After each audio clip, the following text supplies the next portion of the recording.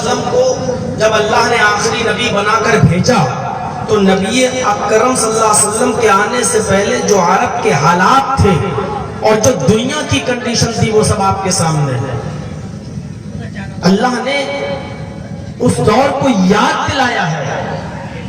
وَاذْكُرُوا نِعْمَةَ اللَّهِ عَلَيْكُمْ إِذْ كُنْتُمْ أَعْدَاءً فَأَلَّفَ بَيْنَ قُلُوبِكُمْ فَأَصْبَحْتُمْ بِنِعْمَتِهِ إِخْوَانًا.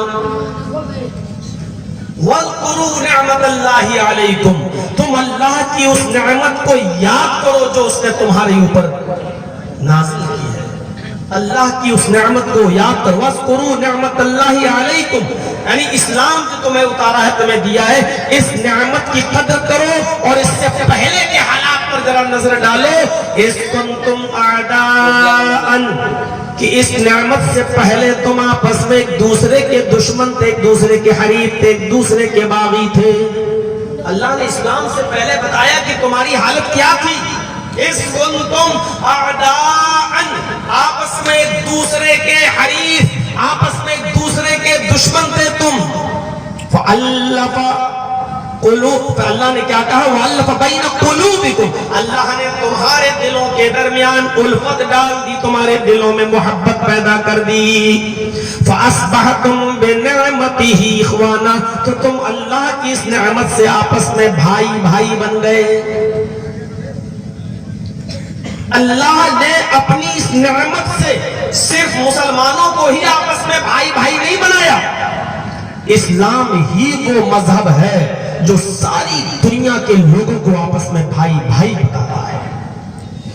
دنیا کے کسی بھی دھرم کا آپ مطالعہ کر لیں اور اسٹڈی کر لیں, بھائی کوئی نہیں, کسی نے نہیں کہا ہے. یہ تو ایک نعرہ ہے, ہندو مسلم سکھ عیسائی آپس میں ہیں سب بھائی بھائی, یہ ایک نعرہ ہے جو اس ہندوستانی فضا میں دیا گیا ہے, لیکن کسی مذہب کا نعرہ نہیں ہے. یہ مذہب نے اگر سب کو اپنا بھائی قرار دیا ہے تو وہ صرف اسلام ہے. کیا کہا اللہ کے نبی نے بھی کہا خطبہ حجۃ الوداع کے موقع پر, اور قرآن کی ایک آیت بھی ہم آپ کے سامنے پڑھ رہے ہیں جس سے پتا چلے گا کہ اللہ نے سب کو بھائی کہا. یا ایھا الناس, یہاں یا ایھا الذین آمنوا نہیں کہا, یا ایھا الناس انا خلقناکم من ذکر و انثی وجعلناکم شعوبا وقبائل لتعارفوا. ہائے سمپورن جگت کی مانوذاتی, ہائے ساری دنیا کے انسانوں, انا خلقناکم من ذکر و انثی, ہم نے تم کو ایک ہی مرد اور ایک ہی عورت سے پیدا کیا ہے. ایک ہی مرد ہے جس سے تم پیدا ہوئے ہو, ایک ہی عورت ہے جس کی تم سنتان ہو. تمہارا پرم پتا ایک, تمہاری ماتا ایک. تمہارے باپ کا نام آدم اور ماں کا نام حوا, اور ویدوں کے آدھار پر تمہارے باپ کا نام آشو اور ماں کا نام شتروپا ہیوتی. تم سب شتروپا کی سنتان ہو, تم سب آشو یعنی آدم کے بیٹے ہو. تمہاری ماں ایک یہ ہیوتی یعنی حوا شتروپا. تم آدم اور حوا کی اولاد ہو, تو جب ہمارا باپ ایک ہے اور ہماری ماں ایک ہے تو پھر ہم اور آپ الگ الگ کیسے ہو سکتے ہیں؟ یہ سب بھائی بھائی ہیں. جب ایک باپ کے بیٹے ہوں, ایک ماں کی اولاد ہو, تو سب بھائی بھائی ہیں. بھائی چارے کا جو ثبوت, جو پروف اسلام پیش کرتا ہے, میرے بھائیو دنیا کے کسی دھرم کے اندر اور مذہب کے اندر اتنا بھائی چارہ نہیں ملے گا. یہ کہا گیا ہے کہ تم دوسرے دھرم کے لوگوں کو عزت دو, سمان کرو, لیکن بھائی نہیں کہا گیا. بھائی صرف اسلام نے کہا, بھائی صرف اسلام نے بتایا ہے. اس لیے قرآن نے ایک منشیہ کے, ایک انسان کے قتل کو ساری انسانیت کا قتل بتایا ہے. میڈیا یہ سب چیزیں نہیں بتائے گی, کیونکہ اگر یہ سب بتانے لگے تو لوگ اسلام سے محبت کرنے لگیں گے. مسلمانوں یہ تمہاری ذمہ داری ہے، جو چیز میڈیا منظر عام پر نہیں لا رہی ہے یہ تم منظر عام پر لاؤ، اپنے اخلاق سے، اپنے کردار سے، اپنے کریکٹر سے، اپنے صحباؤں سے یہ ثابت کر دو کہ اسلام وہ نہیں ہے جو میڈیا پیش کر رہی ہے، اسلام وہ ہے جو ہمارے اخلاق، ہمارے کردار، ہمارے صحباؤں اور ہمارے کریکٹر سے سمجھا جا رہا ہے، اس کو سمجھو، وہ ہے وہ میڈیا تو نہیں بتائے گی۔ اب آپ کو اپنے اخلاق و کردار سے ثابت کرنا ہوگا۔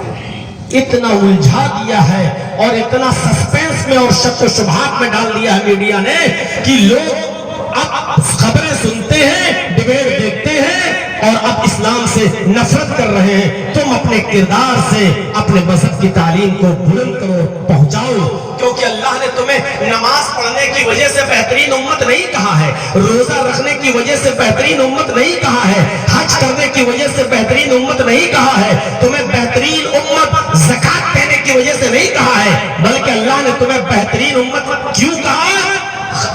اللہ تعالیٰ نے کہا کہ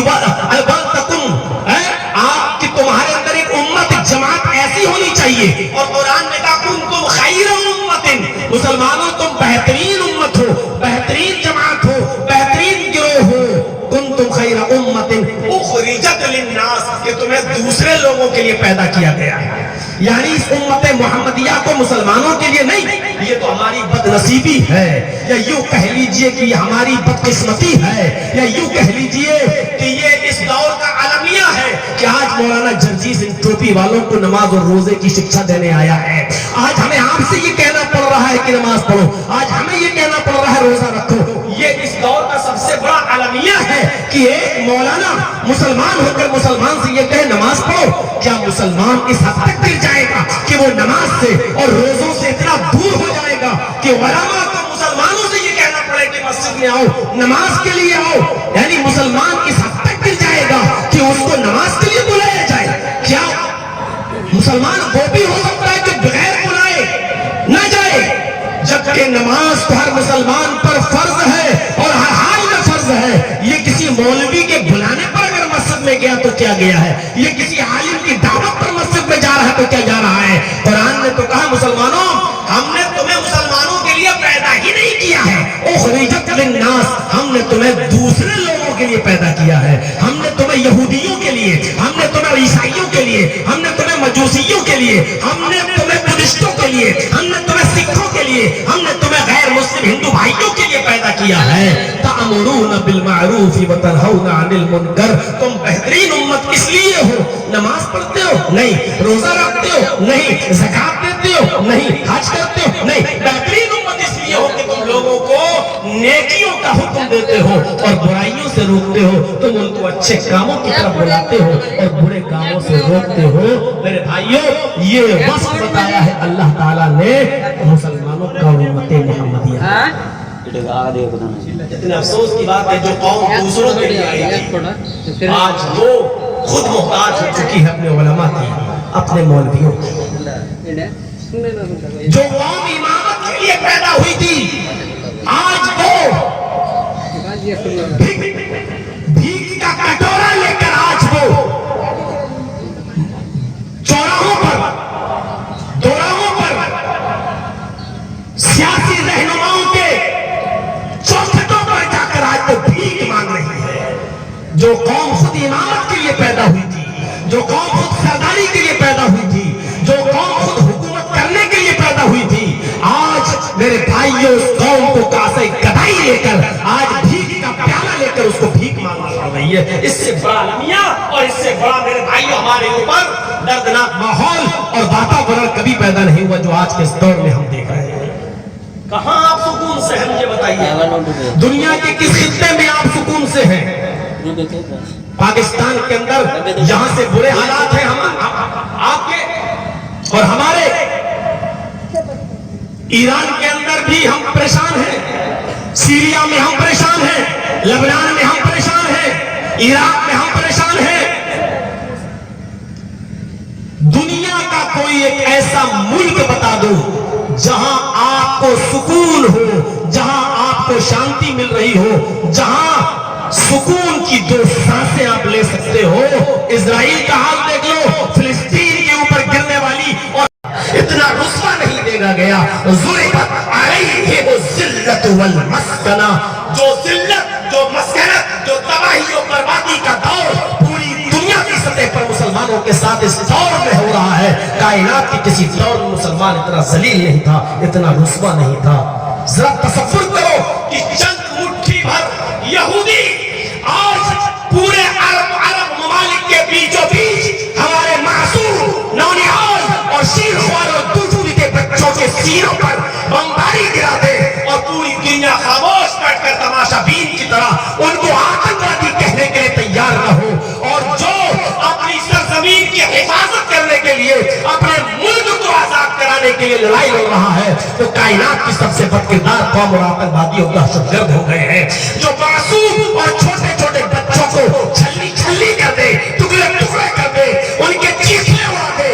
وہ اپنے حقوق کی لڑائی لڑ رہے ہیں, اور جو اپنی آزادی کی لڑائی لڑ رہے ہیں وہ آتنکوادی بن جاتے ہیں. میرے پیارے ساتھیوں, اعتقادی اختلاف ہمارا ہو سکتا ہے, عقیدے کا اختلاف ہمارا ہو سکتا ہے, لیکن یہ سچائی ہے کہ جس طریقے سے ہندوستان کو آزاد کرانے کے لیے مہاتما گاندھی ایک قوم اور فوج کو تیار کیے تھے, اگر اپنے ملک کو انگریزوں سے آزاد کرانے والے دہشت گرد نہیں کہلائیں گے, وہ دیش کے فیورٹ لوگ تھے, وہ دیش کے سپہ سالار لوگ تھے, وہ دیش کے ہمدرد لوگ تھے.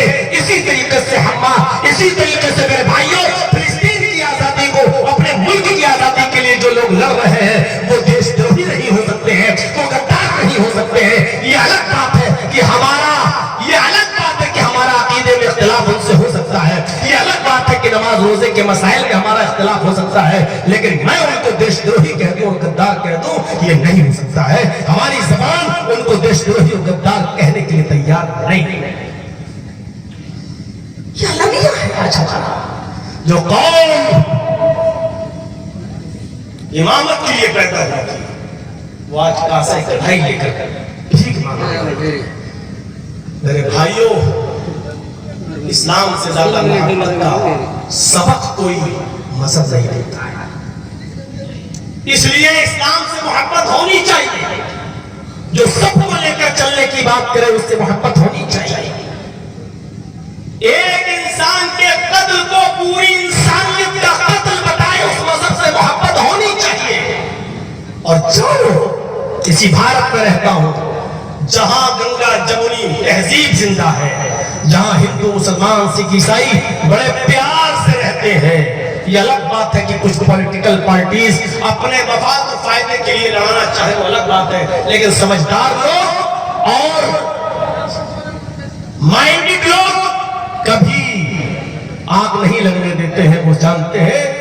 میرے بھائیوں, میرا کھلا ہوا چیلنج ہے کہ اپنی اپنی مذہبی کتابوں میں اتنی سریلی اور اتنی لذیذ اور اتنی میٹھی تعلیم ہمیں دکھائیں کہ قرآن میں یہ کہا ہو, من قتل نفسا فکأنما قتل الناس جميعا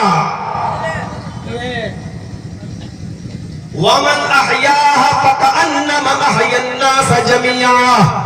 جس نے کسی ایک منشیہ کو, کسی ایک انسان کو قتل کر دیا, ہندو مسلمان کی کوئی قید ہی نہیں, جس نے کسی ایک منشیہ کو, جس نے کسی ایک انسان کو قتل کر دیا, گویا کہ اس نے پوری سمپورن مانوتا کو, پورے وشو کی انسانیت کو, پوری دنیا کی انسانیت کو, پورے وشو کی مانوتا کو قتل کر ڈالا. ایک انسان کے قتل کو پوری انسانیت کا قتل قرار دے دیا. ومن احیاہا, اور جس نے کسی ایک انسان کو بچا لیا, یہ نہیں کہا مسلمان ہی کو بچاؤ, ومن احیاہا, جس نے کسی ایک منشیہ کو بچا لیا, جس نے کسی ایک انسان کو بچا لیا, فکأنما احیا الناس جميعا, گویا کہ اس نے پوری دنیا کے انسانوں کو بچا لیا. ایک انسان کو بچانا پوری کائنات کے لوگوں کو بچانا, پوری کائنات کی انسانیت کو بچانے کے برابر ہے. آپ روزے سے ہیں, علماء بیٹھے, پوچھیے اگر جرجی صاحب غلط بول رہے ہو تو. آپ روزے کی حالت میں ہیں, روزہ بھی فرض ہے, آپ نے فرض روزہ رکھا ہے, آپ شام کے 5 بجے تک روزہ رکھ چکے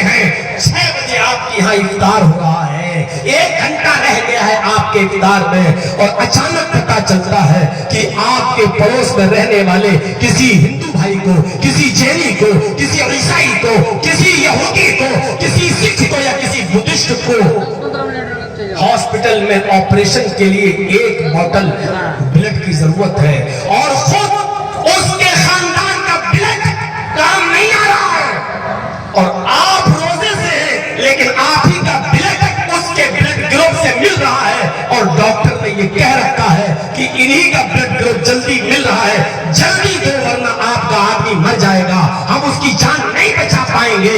ایسے موقع پر اسلام یہ کہتا ہے کہ اس غیر مسلم، اس یہودی، اس عیسائی، اس ہندو، اس جینی، اس بدھسٹ کی جان کو بچانا تمہارے اوپر فرض ہو جاتا ہے۔ تم اپنے جسم کی ایک بوتل blood, 250 gram blood, 300 ml blood آپ چاہیے ہاسپٹلز میں نکل آئیے اور ترنت اس کو کیجیے، اور جب اتنی مقدار میں بلڈ جب آپ نکالیں گے تو اتنی مقدار میں بلڈ نکالنے کے بعد آپ کا روزہ ٹوٹ جائے گا۔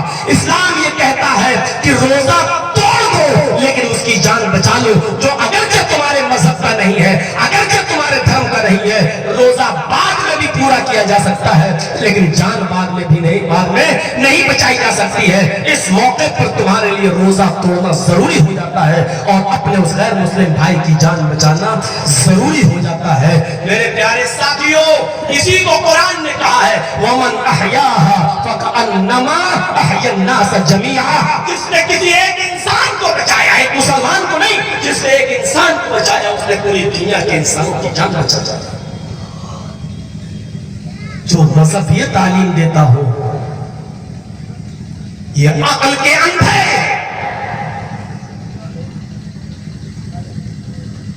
اور ناپاک ہڈیوں پر پلنے والی یہ گودی میڈیا کے کتے یہ اس کو بدنام کرنے کی کوشش کرتے ہیں۔ جس مذہب کی تعلیم یہ ہے کہ غیر مسلم کی جان بچانے کے لیے اگر تمہیں روزہ بھی توڑنا پڑے تو توڑ دو لیکن غیر مسلم کی جان بچا۔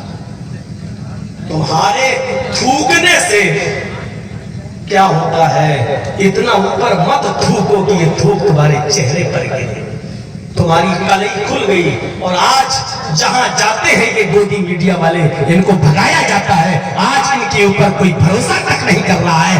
قدرت کی مار دیکھیے، قدرت کی مار، اللہ نے ان کے بھروسے کو اٹھا دیا ہے عوام کے اوپر سے۔ آج جہاں جاتے ہیں ان کو پھٹکار پڑتی ہے اور لوگ یہ کہتے ہیں کہ آ گئے یہ پالتو کتے۔ میں نہیں کہہ رہا ہوں، لوگ کہہ رہے ہیں۔ میرے بھائیوں، یہ اوپر والے کی طرف سے ایک عذاب ہے ان کے اوپر کہ ان کی وشوسنیتا پر داغ لگ چکا ہے، داغ۔ اسلام کو اپنے کریکٹر سے پیش کرو، اسلام کو اپنے اخلاق سے پیش کرو، اور میں نے کل بھی کہا تھا خطاب میں اور آج بھی، یہ اسلام ہی وہ مذہب ہے جو سب کو اپنے اندر سمیٹتا ہے، سب کو اپنے اندر سموتا ہے، سب کو اپنے اندر کھینچتا ہے، سب کو اپنے اندر جگہ دیتا ہے۔ ورنہ دنیا میں کوئی مذہب ایسا نہیں ہے۔ عیسائیوں سے پوچھو تمہارا نبی کون، وہ کہیں گے عیسیٰ۔ یہودیوں سے پوچھو تمہارا نبی کون، وہ کہیں گے موسیٰ۔ پوچھو ہندو بھائیوں سے کہ تمہارے رشی، تمہارے اوتار کون، وہ کہیں گے رام چندر جی اور کرشن جی۔ پوچھو عیسائیوں سے، اے عیسائیوں کیا عیسیٰ کے علاوہ تم محمد کو نبی مانتے ہو، وہ کہہ دیں گے نہیں۔ پوچھو یہودیوں سے کیا تم موسیٰ کے علاوہ محمد کو نبی ماننے کے لیے تیار ہو، وہ کہہ دیں گے نہیں۔ پوچھو مسلمانوں سے تمہارا نبی کون، وہ کہیں گے محمد رسول اللہ۔ ان سے پوچھو کیا تم عیسیٰ کو بھی نبی ماننے کے لیے تیار ہو، کیا تم موسیٰ کو بھی نبی ماننے کے لیے تیار ہو؟ مسلمان جواب دے گا جب تک ہم عیسیٰ کو بھی نبی نہ مان لیں اور موسیٰ کو بھی پیغمبر نہ مان لیں تب تک ہمارا اسلام ہمیں مسلمان ماننے کے لیے تیار نہیں ہے۔ میرے بھائیوں، جو وسعت، جو کشادگی، جو فراخ دلی اسلام پیش کرتا ہے سارے نبیوں کے ساتھ دنیا کا کوئی مذہب پیش نہیں کرتا ہے۔ اس لیے اسلام وہ مذہب ہے جس کے اندر سارے نبیوں کا احترام ہے، سارے بزرگوں کا احترام ہے، سارے پیروں کا احترام ہے، سارے پیغمبروں کا احترام ہے۔ عیسائی عیسیٰ کو مانتے ہیں، موسیٰ کو نہیں۔ یہودی موسیٰ کو مانتے ہیں، عیسیٰ اور محمد کو نہیں۔ لیکن مسلمان موسیٰ کو بھی مانتے ہیں، عیسیٰ کو بھی مانتے ہیں، ابراہیم کو بھی مانتے ہیں، زکریا کو بھی مانتے ہیں، یحییٰ کو بھی مانتے ہیں۔ میرے بھائی وہ نوح کو بھی مانتے ہیں۔ کوئی نبی ایسا نہیں ہے جو اس دنیا میں آیا ہو اور مسلمان اس نبی کا انکار کر دے۔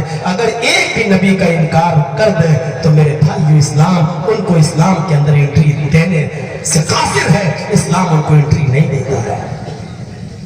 یہ فراغ کے لیے ہے اسلام، اور اس اسلام سے تم نفرت کرتے ہو، اس اسلام کے بارے میں غلط پروپیگنڈا کرتے ہو جس کہ نبی، یہ الگ بات ہے کہ انتم مہارشی یا آخری نبی، یہ تو دنیا کی ہر مذہب کی کتابوں میں موجود ہے سب میں، اور یہ کہا گیا کہ آخری نبی انتم رشی آخری پیغمبر وہ آئے گا، تو اس کے بعد پھر کوئی آئے گا ہی نہیں، تو کسی کو محمد الرسول اللہ سے اختلاف نہیں ہے، صرف بات یہ ہے کہ آخری نبی کون ہے، وہ آیا ہے یا نہیں آیا ہے، اس بات میں جھگڑا ہے بس میرے بھائیوں، ورنہ آخری نبی کی تلاش تو سبھی کر رہے ہیں، کل کی اوتار کی تلاش تو سبھی کر رہے ہیں، انتم مہارشی کی تلاش تو سبھی کر رہے ہیں، آخری پیغمبر کا انتظار تو سبھی کر رہے ہیں، اور جو بھی دنیا میں نبی اور پیغمبر آئے سارے نبیوں اور سارے پیغمبروں نے یہی کہا ہے کہ ایک نبی سب سے آخر میں سب سے لاسٹ میں آئیں گے۔ عیسیٰ علیہ السلام نے جس انداز سے یہ بات کہی اس کو قرآن نے یوں ریکارڈ کر لیا، وَإِذْ قَالَ عِيسَى ابْنُ مَرْيَمَ يَا بَنِي إِسْرَائِيلَ، اور جب عیسیٰ نے کہا اپنی قوم سے یا بنی اسرائیل، آئے اسرائیل کے بیٹو، آئے اسرائیل کی اولاد، آئے بنی اسرائیل، انی رسول اللہ علیکم، میں تمہاری طرف اللہ کا رسول بنا کر بھیجا گیا ہوں، انی رسول اللہ علیکم، میں تمہاری طرف اللہ کا دودت، اللہ کا ایلچی بنا کر بھیجا گیا ہوں، اس کا قاصد بنا کر بھیجا گیا ہوں، میں تمہاری طرف اللہ کا پیغمبر بن کر آیا ہوں، مصدقا لما بین یدی من التوراۃ، مجھ سے پہلے جو نبی آئے تھے موسیٰ، میں ان کی تصدیق کرتا ہوں، ان کو جو کتاب دی گئی تھی تورات، میں اس کی پشتی کرتا ہوں، میں اس کی تصدیق کرتا ہوں، تم کہ وہ موسیٰ اللہ کے نبی تھے، پیغمبر تھے، اور ان کو تورات دی گئی تھی، میں بھی اس بات کا اقرار کرتا ہوں، یعنی مجھ سے پہلے جو نبی آئے تھے موسیٰ، میں اقرار کرتا ہوں کہ وہ نبی تھے، اور ان کو جو کتاب دی تھی میں اس کی تصدیق کرتا ہوں کہ تورات آسمانی کتاب تھی۔ یہ تو مجھ سے پہلے کی بات ہے، لیکن اب میرے بعد بھی ایک نبی آئے گا، اب وہ آیا نہیں ہے، آئے گا، میرے بعد جو نبی آئے گا اس کے بارے میں بھی سن لو۔ پھر عیسیٰ علیہ السلام کہتے ہیں وَمُبَشِّرًا بِرَسُولٍ يَأْتِي، مجھ سے پہلے موسیٰ آئے، ان کو تورات دی گئی تصدیق کرتا ہوں، لیکن میرے بعد جو آئے گا اس کا شبھ سماچار دیتا ہوں، اس کی گڈ نیوز دیتا ہوں تمہیں، ایک اچھی خبر بھی دیتا ہوں تمہیں، ایک ایسے رسول کی جو میرے بعد آئے گا، یاتی من بعد اسمہ احمد، ایک ایسے نبی کا میں شبھ سماچار دیتا ہوں، ایک ایسے نبی کی گڈ نیوز دیتا ہوں جو میرے بعد آئے گا، اسمہ احمد، اس کا نام احمد ہوگا۔ یہ حضرت عیسیٰ علیہ السلام نے کہا، جس کو قرآن نے ریکارڈ کر لیا کہ عیسیٰ علیہ السلام نے کہا میرے بعد ایک ایسا رسول آئے گا جس کا نام احمد ہوگا، اور بائبل میں آج بھی لکھا ہوا ہے، اور کئی مرتبہ یہ عبارت آپ کو میں سنا چکا ہوں اپنے کئی جلسوں میں کہ I will pray the Father, he shall give the another comforter, after that I will not talk much with you because the prince of this world comes, his name will be Ahmad۔ یہ Bible میں آج بھی لکھا ہوا ہے کہ عیسیٰ علیہ السلام نے کہا کہ میں اپنے باپ سے پرے کروں گا، میں اپنے باپ سے دعا کروں گا، I will pray the Father، میں اپنے باپ سے دعا کروں گا، he shall give the another، وہ تمہیں دوسرا پروٹسٹنٹ دے، ایک دوسرا رہبر دے، ایک دوسرا رہنما دے۔ I will not talk much with you، میرے جو کچھ کہنے کا زمانہ ختم ہو گیا، میرا کچھ بولنے کا زمانہ ختم ہو گیا، میں اب کچھ اور نہیں بات کروں گا، میں کچھ اور نہیں کہوں گا، because کیوں؟ اس لیے کہ the prince of this world comes، اس دنیا کا شہزادہ تشریف لانے والا ہے، اس دنیا کا شہزادہ آنے والا ہے، اس دنیا کا شہزادہ اس دھرتی پر تشریف لانے والا ہے، his name will be Ahmad, اس کا نام احمد ہوگا۔ یہ بائبل میں آج بھی لکھا ہے، اسی لیے تو ذاکر نائک پر پابندی لگائی گئی ہے کہ یہ ساری چیزیں جب کھل کھل کے آ رہی تھی اور چیپٹر نمبر بتایا جا رہا تھا اور لوگ اسٹیجوں پر بیچارے جو دھوکے میں تھے وہ منظر عام پر اسلام لا کر قبول کر رہے تھے، اسی لیے سوچا کہ انہی کو پھنساؤ۔ یہ سب سے بڑی پالیسی ہے، اسی کی فائل کھلوا دو، نہ فائل کھلی ہو تو فائل بنوا دو جھوٹی، الجھے رہو اس میں، اور جب تک کورٹ تمہیں باعزت بری کرے گی تب تک 20 سال تمہارے برباد ہو چکے ہوں گے۔ اب 20 سال کا حساب کتاب کون دے گا؟ یہ سب سے بڑی پالیسی ہے، یہ سب سے بڑی خرابی ہے۔ میرے بھائیوں کے جھوٹے الزامات لگا دیے جاتے ہیں، جھوٹے معاملات میں پھنسا دیا جاتا ہے، یہ سب سے بڑا المیہ ہو کر رہ گیا ہے ہماری عدلیہ کا بھی، اور ہماری سرکاروں کا بھی، ہمارے معاشرے کا بھی، ہمارے سماج کا بھی۔ میرے ساتھیوں، عیسیٰ علیہ السلام نے بشارت دی۔ جہاں تک ہمارے بھائیوں کی بات ہے، ہندو بھائیوں کی، تو ان کی کتابوں میں تو بھرا پڑا ہے، اور تعجب تو یہ ہے کہ جس ملک میں ہم رہتے ہیں، بھارت میں، ہم مسلمانوں نے اپنے بھائیوں کو سمجھانے کی کوشش نہیں کی۔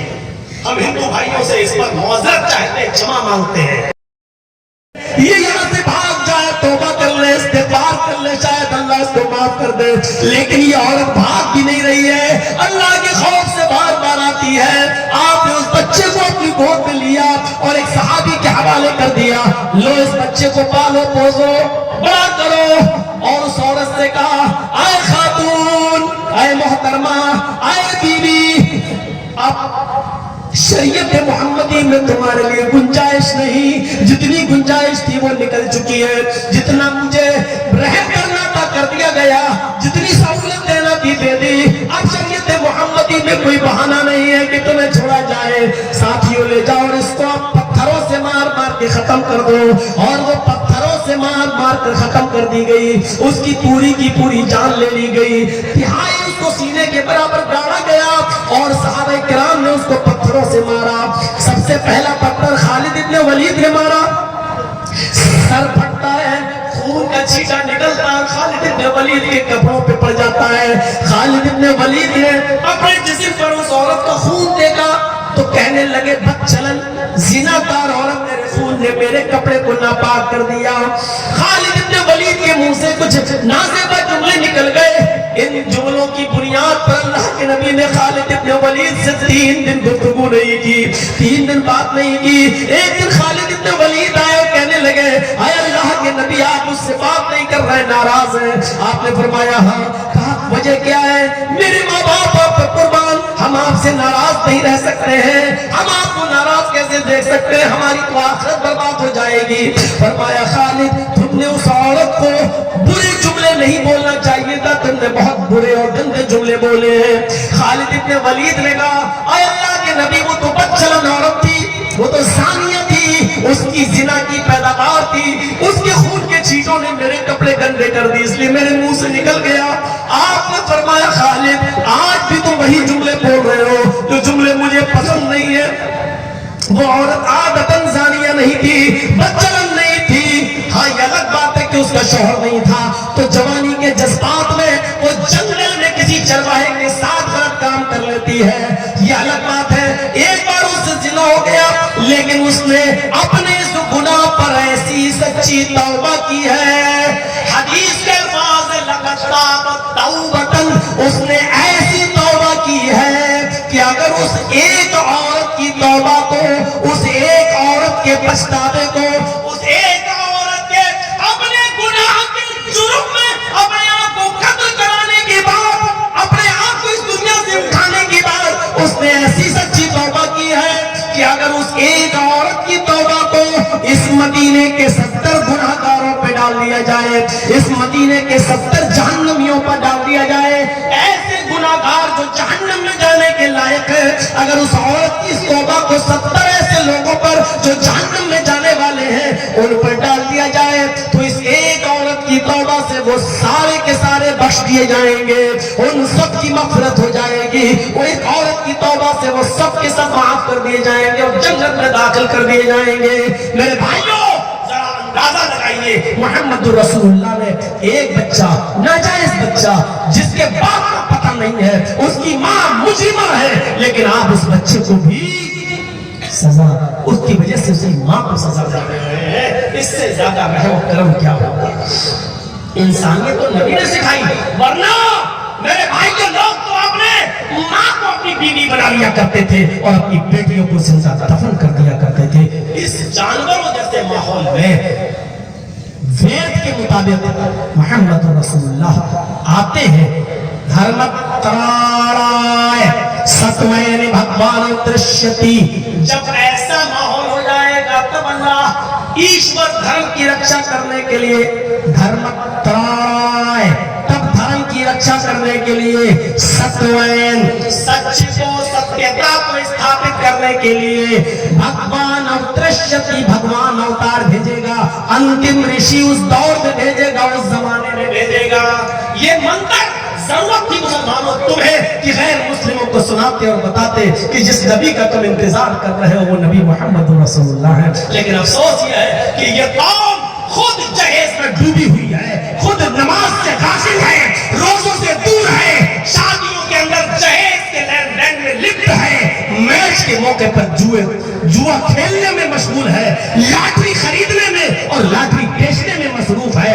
جو قوم خود اپنے نبی کو بھلا چکی ہو، قرآن کو بھلا چکی ہو، وہ غیروں کو دعوت کیا دے گی اور وہ غیروں کی مسیحا کیا بنے گی؟ میرے پیارے ساتھیوں، ہمیں اس چیز کا احساس اپنے اندر کرنا چاہیے، اس چیز کا احساس میں اپنے اندر پیدا کرنا چاہیے۔ تو میرے بھائیوں یہ چیز تھی، تتھستو شمبھل گرا میں، دوسرا منتر، تتھستو شمبھل گرا میں سو تو سوا جیو جاتا ہے، منگلا چار بہلا پاپتا بھی بججتا، وہ انتم رشی شمبھل گرام میں آئے۔ آخری نبی کی تلاش کرنا ہمارے ہندو بھائی اور کہہ رہے شمبھل گرام میں، ان کی کتاب کہہ رہی وہ شمبھل گرام میں آئے گا۔ شمبھل یہ مراد آباد والا شمبھل نہیں، تتھستو شمبھل گرام میں، وہ شمبھل گرام میں آئے گا۔ شمبھل کا شبد شم دھاتو سے بنا ہے، شم ورب سے بنا ہے، شم کریا سے بنا ہے۔ شم کا ارتھ سنسکرت میں اگر شم کو ہندی میں دیکھیں تو شم کا معنی ہوتا ہے شانت کرنا، شم کا معنی، شم کا ارتھ شانت کرنا، اور شمبھل ایڈجیکٹیو ہے، صفت ہے۔ کیا مطلب ہوگا شمبھل کا؟ شانت، اور گرام گاؤں، شمبھل شانتی والا، گرام گاؤں۔ اب ترجمہ کرو شمبھل گرام کا کیا ہوگا؟ شانتی والا گاؤں۔ تتھستو شمبھل گرام میں، وہ شانتی والے گاؤں میں آئے گا۔ شانتی کہاں ہوگی؟ جہاں امن ہوگا، جہاں امن ہوگا۔ اور امن والا گاؤں، امن والا شہر کون سا ہے؟ قرآن نے امن والا شہر کس کو بتایا؟ والتین والزیتون وطور سینین وہذا البلد الامین، قسم ہے تین و زیتون کی، قسم ہے طور سینہ کی، اور وہذا البلد الامین، البلد مانی گاؤں، البلد شہر، اور امین مانی امن اور شانتی والا۔ اور قسم ہے، اللہ نے قسم کھائی اس امن والے شہر کی، اس شانتی والے شہر کی، اور اللہ نے البلد الامین کس کو کہا؟ مکے کو۔ اللہ نے مکے کی قسم کھائی تو کیا کہا؟ البلد الامین، امن والا شہر۔ آخری نبی کہاں پیدا ہوں گے؟ شانتی والے گاؤں میں، یعنی البلد الامین میں۔ ہم مانتے ہیں کہ محمد رسول اللہ شانتی گرام میں پیدا ہوئے، یعنی البلد الامین میں پیدا ہوئے، یعنی مکے کے اندر محمد رسول اللہ کا جنم ہوا۔ اتنا گھول کر تو کوئی پنڈت بھی نہیں بتائے گا ہمارے ہندو بھائیوں کو۔ شانتی، شمبھل گرام، شانتی والا گاؤں، اور شانتی والا گاؤں کون ہے؟ البلد الامین۔ تتھستو شمبھل گرام میں سوت سوا جیو جاتا ہے، اس شانتی والے گاؤں میں پیدا ہوں گے، اور وہیں سے وہ سنائیں گے، پرچار کریں گے دھرم کا، دھرم کو، دھرم پرچار کریں گے۔ محمد رسول اللہ نے اسی بلبلد الامین سے دھرم کا پرچار کیا تھا، وہیں سے آواز دی تھی قولوا لا الہ الا اللہ، لوگوں لا الہ الا اللہ کہہ دو تفلحوا، کامیاب ہو جاؤ گے، تملک العرب والعجم، عرب کے بھی مالک بن جاؤ گے، عجم کے بھی مالک بن جاؤ گے۔ اللہ کے نبی فرما رہے ہیں وہیں سے دھرم کی دعوت دے رہے ہیں، وہیں سے دھرم کا پرچار کر رہے ہیں۔ سواجی ہو جاتا ہے، اس جگہ پر کھڑے ہو کر وہ لوگوں کو سنائیں گے، دھرم کا پرچار کریں گے، اور کیا ہوگا؟ منگلاچار بہولا پاپتا بھی بجن جتا، وہیں سے وہ لوگوں کو نیک کاموں کا حکم دیں گے۔ منگلاچار نیک کاموں کے آچاریہ ہوں گے، نیک کام بتانے والے ہوں گے، اچھے کام کو کیا گرو ہوں گے، اچھا کام سکھانے والے ہوں گے۔ اور بہولا پاپتا وبجن جتا، یہ بہولا کا شبد سنسکرت کا شبد ہے، اور اسی شبد کو آج ہندی میں پریوگ کیا جاتا ہے باہوبلی کے لیے۔ جب کوئی بہت بڑا گنڈا کہنے ہوتا تو کیا کہتے ہیں؟ بہت بڑا باہوبلی ہے، کہتے ہیں کہ باہوبلی ہے، بہت بڑا باہوبلی، یہ بہولا سے بنا باہوبلی۔ بہولا کہ جہیز کا انتظام ہمارے پاس نہیں ہوگا، پہلے سے 4 بیٹیاں 5 کی بھی ہو گئی تو ہم کیا کریں گے، اور قتل کر دیا، مار دیا۔ میرے بھائیوں، اعلیٰ ثم ایون، اس کے بعد کون سا پوچھتا جا رہا اور آپ بتاتے جا رہے ہیں، تو بڑے بڑے گناہوں کا نام لے کر اللہ کے نبی صلی اللہ علیہ وسلم نے لوگوں کو روکا۔ تو یہ پورا منتر جناب محمد رسول اللہ صلی اللہ علیہ وسلم کے سلسلے میں پورا اترتا ہے۔ اب اس سے زیادہ وضاحت اور کیا ہوگی؟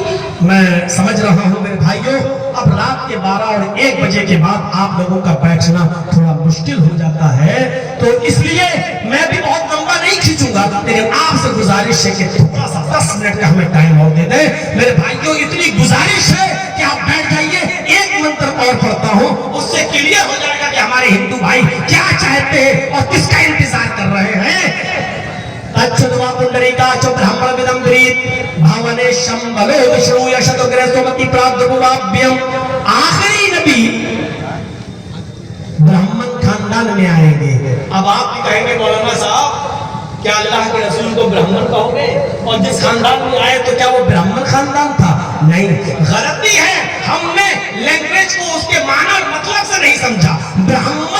برہما کا معنی ہوتا اللہ، یعنی ہندو دھرم میں برہما دنیا کا بنانے والا، برہما مانی برہانڈ کا بنانے والا یعنی خالق، برہما کا مطلب خالق یعنی برہانڈ کا بنانے والا، اور برہمن کا مطلب اللہ والا، اللہ والا۔ تو محمد رسول اللہ کا آخری نبی کے بارے میں کہا گیا برہمن خاندان میں آئیں گے، اس کا مطلب یہ ہوا کہ وہ اللہ والے خاندان میں آئیں گے، نیک خاندان میں آئیں گے، وہ اس خاندان میں آئیں گے جو قوم اللہ کو مانتی ہوگی، اس میں کوئی شک نہیں۔ باوجود جہالت کے سب کچھ عام تھا، لیکن خانہ کعبہ میں 360 بت رکھے ہوئے تھے، سب کچھ تھا، لیکن خانہ کعبہ کے رکھ والے کون تھے؟ محمد رسول اللہ کے دادا عبد المطلب، پھر ابو طالب، یہی خاندان ایسا تھا جو خانہ کعبہ کا رکھوالا تھا، اور سب سے زیادہ اس زمانے کا دیندار اور اللہ والا خاندان یہی مانا جاتا تھا۔ تو محمد رسول اللہ برہمن خاندان میں یعنی اللہ والے خاندان میں آئیں گے، تو کوئی اس خاندان میں اللہ کے نبی پیدا ہوئے۔ اچھا، ہمارے ہندو بھائیوں میں بہت سے لوگ سمندر میں پیدا ہوتے ہیں، بہت سے لوگ پیڑ کے پتے پہ پیدا ہوتے ہیں، بہت سے لوگ آسمان سے ایسے چمکتے، یہ پڑھیں گے تو بہت کچھ ہوگا، لیکن آخری نبی کے بارے میں کیا کہا؟ وہ نہ تو سمندر میں پیدا ہوگا، نہ تو بچڑی کے پیٹ میں سے آئے گا، نہ تو کسی اور کے پیٹ سے نکلے گا، بلکہ وہ پیدا ہوگا اس ایک گھر میں، اس گھر کے مالک کا نام کیا ہوگا، اور جس عورت کے پیٹ سے پیدا ہوگا اس کا نام کیا ہوگا۔ یہ بھی بھاوا نے ایک گھر میں پیدا ہوگا، شمبھل گرام یعنی مکے کے ایک گھر میں پیدا ہوگا، وشنو یشس ہو گر ہے، وہ گھر وشنو یش کا ہوگا، یعنی اس گھر کا مالک وشنو یش، باپ کا نام وشنو یش ہوگا۔ سمتی پرادربھوابھیم، اور وہ سمتی کے گربھ سے، سمتی کے پیٹ سے پیدا ہوگا۔ اب کیا رہ گیا ہے؟ اللہ والے خاندان میں آ چکے ہیں، گھر مکے میں، مکے کے گھر میں، اور باپ کا نام وشنو یش. اللہ کے 3 نام بتائے گئے ہیں ہندو دھرم میں، برہما، وشنو، شیو. برہما مانی پیدا کرنے والا، برہما وشنو پالنے والا، شیو مارنے والا.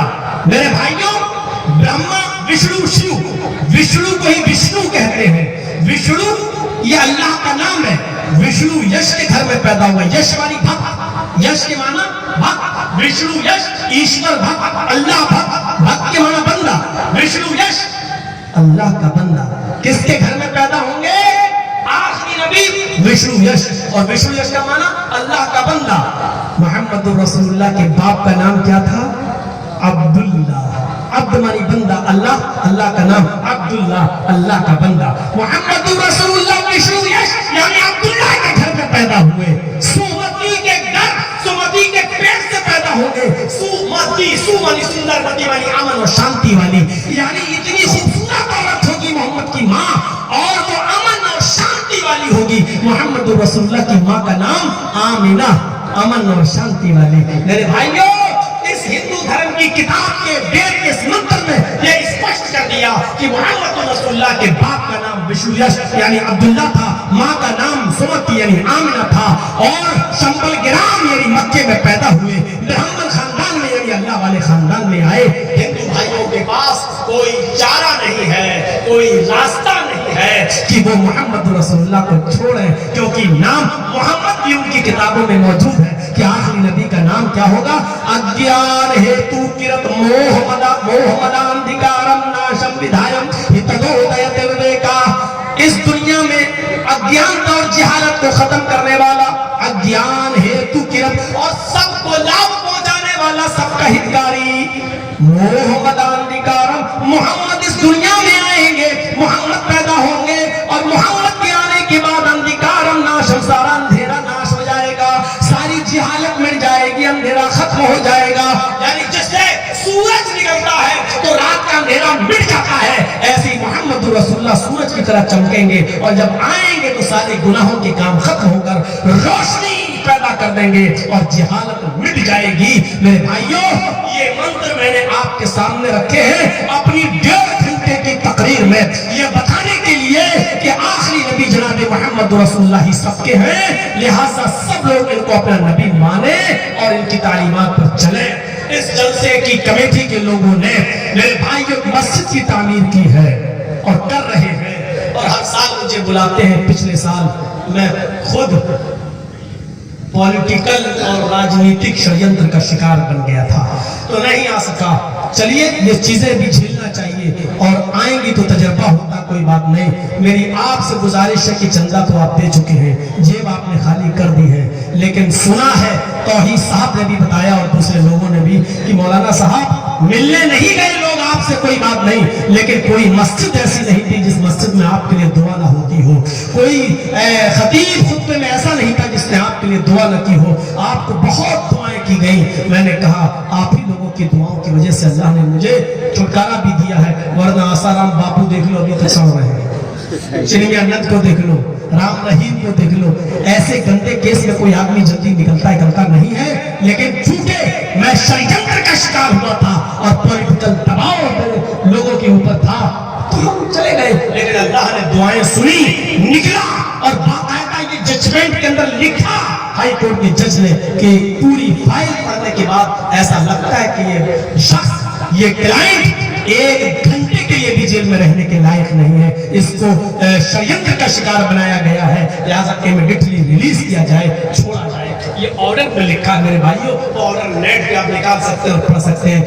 کھلی کتاب ہے مولانا جرجیس کی زندگی، چھپی ہوئی کتاب نہیں ہے میرے بھائیوں، کھلی ہوئی کتاب ہے. آج کل ہر فیصلے ہوتے ہیں نیٹ پہ چڑھ جاتے ہیں، جس کو دیکھنا ہو دیکھ سکتا ہے. تو میرے پیارے بھائیوں، میں بتانا یہ چاہتا ہوں، جب آپ نے میرے لیے اتنی دعائیں کی اور اتنی محبت جب آپ مجھ سے کرتے ہیں تو میرے کہنے سے، جس کو جو دیا ہو، میرے کہنے سے اس مسجد کا تھوڑا تعاون کر دیجئے، اور مجھے لگے کہ آپ کے دلوں میں میرے لیے وہی محبت ہے جو پہلے تھی. 25 سال پہلے جو محبت تھی وہ آج بھی آپ کے دلوں میں ہے. میں 10 منٹ اس اسٹیج پر بیٹھوں گا اور دیکھتا ہوں کہ آپ میرے ہاتھ میں اس مسجد کے لیے کیا لاتے ہیں. آج آپ کی محبت کا ثبوت مجھے دیکھنا ہے اور یہ دیکھنا ہے کہ آپ اس مسجد کے لیے, اللہ کے اس گھر کے لیے تعمیر میں کتنا بڑھ چڑھ کر حصہ لیتے ہیں. آپ اللہ کے گھر میں حصہ لیجئے, اللہ جنت میں آپ کے لیے گھر کی تعمیر کرے گا انشاءاللہ. اللہ سے میری دعا ہے کہ بارے الہ ہم سب کو اسلام پر عمل کرنے کی توفیق عطا فرما. بارے الہ اسلام ہماری رگ رگ میں پیدا فرما دے. اے اللہ جب تک تو ہمیں زندہ رکھ, اسلام پر زندہ رکھنا, اور جب ہمارا خاتمہ ہو تو ایمان پر ہمارا خاتمہ فرمانا. وما علینا الا البلاغ المبین وآخر دعوانا ان الحمد للہ رب العالمین. السلام علیکم ورحمۃ اللہ. کسٹڈی میں نہیں رکھا, بھاگو گی تو بھاگو, میری عدالت سے بھاگ سکتی ہو, قیامت کے دن اللہ کی عدالت سے تھوڑی بھاگ جاؤ گی. لیکن اس عورت کو کتنا احساس تھا اپنی غلطی کا. جب بچہ پیدا ہو گیا تو آئی, کہتی اللہ کے نبی یہ پیدا ہو چکا ہے, لیجئے.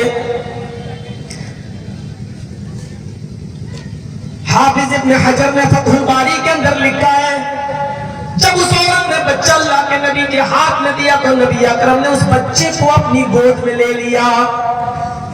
ایک ناجائز بچہ جس کے باپ کا پتہ نہیں, عورت کے پیٹ سے جنا ہے جو حلالی نہیں ہے, اس بچے کو محمد رسول اللہ اپنی گود میں لے رہے ہیں اس لیے کہ بچے کا قصور نہیں ہے. آپ نے کہا چلو اس عورت نے بچہ جن دیا ہے, اس کو لے جاؤ, اس کو پتھروں سے سنسار کر دو. یہ خوشیوں کی محفل سجتی تھی. آج سب سے بڑا کام تو اس آدمی نے کیا ہے, اپنی اتنی بیٹیوں کو زندہ دفن کر دیا ہے. اپنی ہی بیٹی کو اپنے ہی ہاتھ سے دفن کر دینا میرے بھائیوں, اس سے بڑی حیوانیت اور اس سے بڑی جانوریت اور کیا ہو سکتی ہے. ذرا تصور کریے اور ہم اور آپ غور کر کے دیکھیں, یہی جانوروں کا ماحول تھا, حیوانیت تھی. اتکلو گپ پرائے جنیشو کر بڑی, جب ساری جنتا جانوروں کی طرف جائے. آج بھی تو ہوتا ہے لیکن آج زندہ دفن نہیں کرتے. فرق اتنا ہے, آج رحم مادر میں الٹرا ساؤنڈ کے ذریعے چپکے سے, جبکہ لنگ جانچ, بھرور جانچ اپرادھ ہے ہندوستان کے قانون کی نظر میں, لیکن پیسہ خرچ کر کے سب ہو جاتا ہے میرے بھائیوں. اور اگر لڑکی کا وجود ہے تو آج پیڑ سے ہی خود گرا دیا جاتا ہے, اسقاط کر دیا جاتا ہے اور حمل ثابت کر دیا جاتا ہے. میں نے اپنی کسی بھی تقریر میں کہا تھا, جن ماں بہن بیٹیوں نے اپنے حمل گرائے ہیں ان کو اللہ کے دربار میں سچی توبہ کرنی چاہیے. یہ اتنا بڑا جرم عظیم ہے, اللہ کی رحمت چاہے ہو جائے تو معاف کر دے, ورنہ ناقابل معافی جرم ہے. بخاری کی روایت کے مطابق جس بچے کو رحم مادر میں مارا گیا, جس بچے کو ماں کے پیٹ میں قتل کر دیا گیا, اسقاط کرا کے گرا دیا گیا, اللہ کے نبی فرماتے جاء یوم القیامت معلق بین ثدیہا, یہ بچہ قیامت کے دن اپنے رب کے سامنے آئے گا, اس حال میں آئے گا کہ اپنے ماں شکل دیکھ کر وہ اندازہ لگاتا تھا کہ بچہ کس کا ہو سکتا ہے. جیسے آج کل ہمارے ہاں کچھ ملا مولوی بھی ایسا کرتے ہیں, کچھ پنڈت بھی کرتے ہیں, کسی کی کمی نہیں ہے نہیں. اور ایک اور بہروپیہ پیدا ہوا ہے جو پرچی پہلے سے لکھ کے بیٹھا رہتا ہے, دیکھا تو بتاتا ہے, کہتا ہے دیکھو میں پہلے ہی سے لکھ کے بیٹھا تھا, یہی تمہارے خیال ہے ذہن میں آ رہا ہے. اور اتنا بڑا پاکھنڈی ہے, وہ کہہ رہا تھا کہ جو ٹرین کی ٹکر لگی اور ایکسیڈنٹ ہوا ہے وہ مجھے پہلے سے معلوم. غور کرو, اس کے اوپر تو کیس ہونا چاہیے کہ جب تجھے پہلے معلوم تھا تو تو نے انفارمیشن کیوں نہیں دی, تو نے کیوں نہیں بتایا, تو نے کیوں نہیں آگاہ کیا. کتنے لوگوں کا قاتل تو ہی بن گیا ہے. جس کے اوپر دیش دروہی کا مقدمہ چلنا چاہیے تھا اس کو لوگ بھگوان بنائے بیٹھے ہیں, بھگوان کا درجہ دیے بیٹھے ہیں. یہ صرف شخصیت میرے نبی کی تھی جو ڈرتے ڈرتے میرے نبی سے بات کرتا تھا ایسے کانپتے ہوئے. اس کو اللہ کے نبی اٹھ کر کھڑے ہوتے تھے اور اپنے دونوں کاندھے اس کے پکڑ کر, اپنے دونوں ہاتھوں سے اس کے کاندھے پکڑ کر کہتے تھے کیوں مجھ سے ڈر رہے ہو,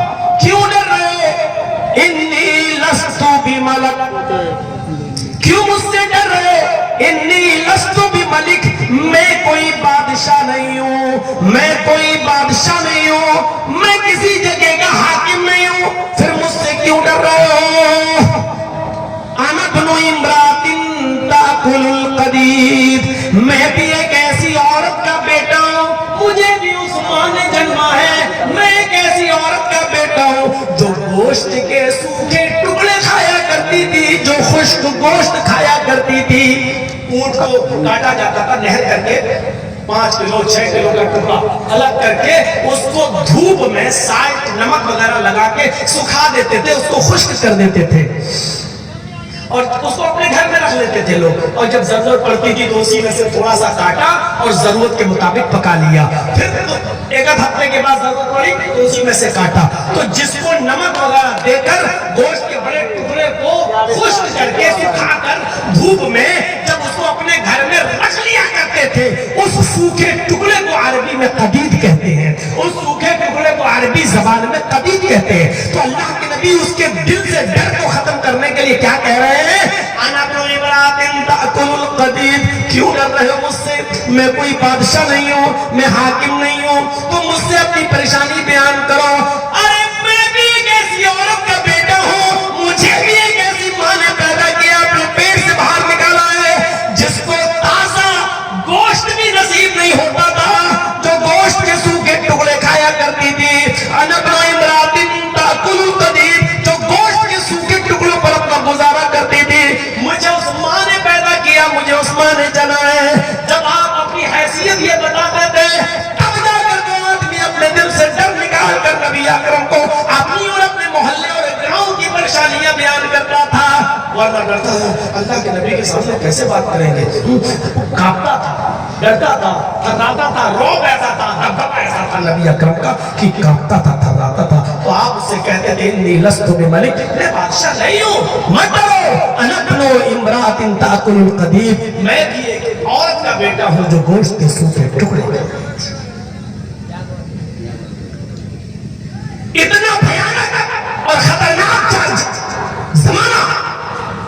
اچھا یہ بتائیے، علامہ ابن قیم کی کتاب پڑھیے زاد المعاد اور دیکھیے دنیا میں بیٹا کتنا بھی نالائق ہو، وہ آپ کے علاقے کے بدنام محلوں میں جا سکتا ہے، سینکڑوں ہزاروں روپیہ خرچ کر کے طوائف بازی کر سکتا ہے، زناکاری کر سکتا ہے، لیکن آج کے اس غیر مہذب زمانے میں بھی، اتنی ترقی کرنے کے زمانے میں بھی، میرے پیارے ساتھیوں، کوئی اتنا نالائق بیٹا نہیں ہوگا جو اپنی سگی ماں کے ساتھ زنا کرے، اور اگر کوئی کرتا ہے اپنی ماں کے ساتھ تو پھر وہ انسان ہے ہی کہاں۔ عرب کے اندر یہ دستور تھا کہ اگر باپ مر گیا اور لڑکے نے دیکھ لیا کہ میری ماں تو خوبصورت ہے، میری ماں کو دوسرا آدمی پیغام دے، کیوں میری ماں دوسرے کے بستر پہ جائے گی اور کیوں میں دوسرے کو باپ بناؤں گا؟ وہ اپنی ماں کو لے کر باہر نکل آتا تھا، ہاتھ پکڑتا تھا اپنے باپ کے مرنے کے بعد، اپنی ماں کا ہاتھ پکڑ کر اس کو سڑک پر لے آتا تھا، اور لوگوں کو، گھر والوں کو، محلے والوں کو، سماج والوں کو اکٹھا کرتا تھا، اور اکٹھا کرنے کے بعد اپنی ایک چادر اپنی ماں کے اوپر ڈال کر کہتا تھا، لوگوں میں نے اپنی چادر، اپنا کپڑا اس عورت پر ڈال دیا۔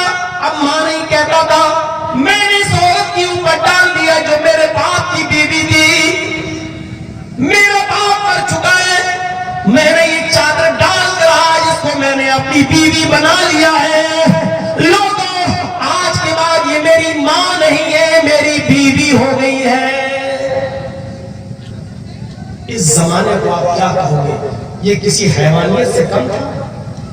یہ کسی جانوریت سے کم تھا؟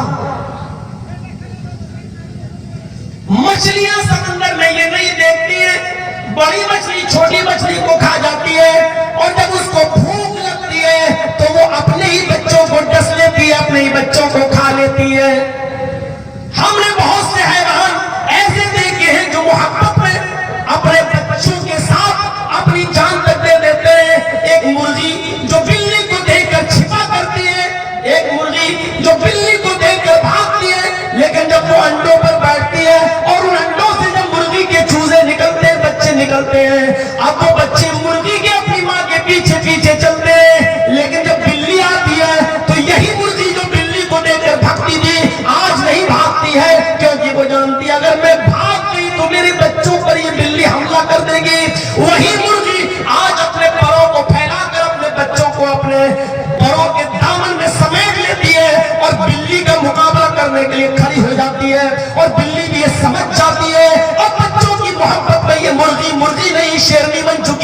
اب اس کا مقابلہ میں نہیں. ایسے جانور جو اپنے بچوں سے محبت کرتے وہ آج بھی موجود ہیں.